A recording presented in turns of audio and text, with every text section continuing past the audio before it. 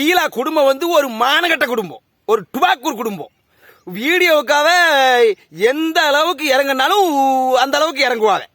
அவங்க சோத்த திங்காவல வேற எதை திங்காவன்னு எனக்கு தெரியல. ஏன்னா மக்களோட உணர்வோட விளையாடுதாங்க.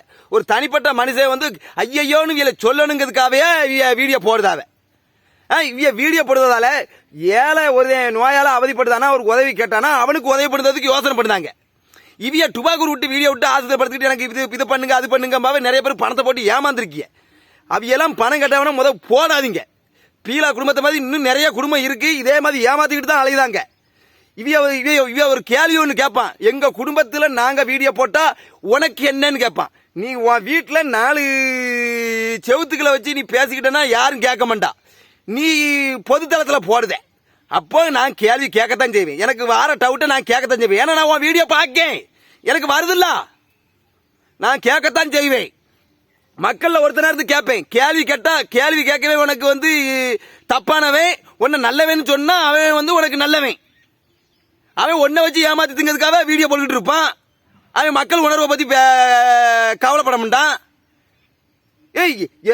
நான் ஒரு கேள்வி கேட்கறேன்னா அதுக்கு பதில் இன்னை வரைக்கும் சொல்லவே இல்லை. அவன் பீலா குடும்பம் இன்னை வரைக்கும் சொல்லல. ஆமா, சத்தியமா சொல்லல.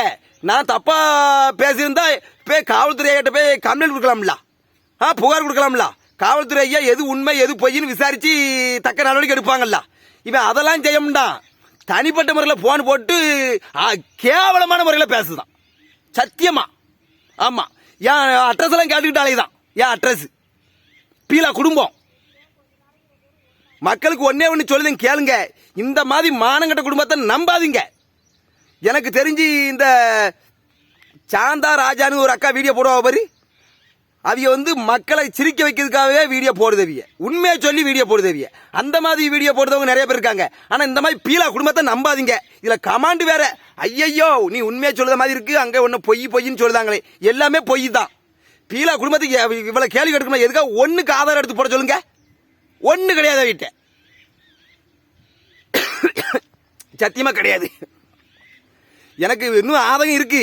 நான் தொடர்ந்து பீலா குடும்பத்தை கழி ஊத்துறதே வேலையா வச்சிருப்பேன் இனி. ஆமா, உடம்புண்டே.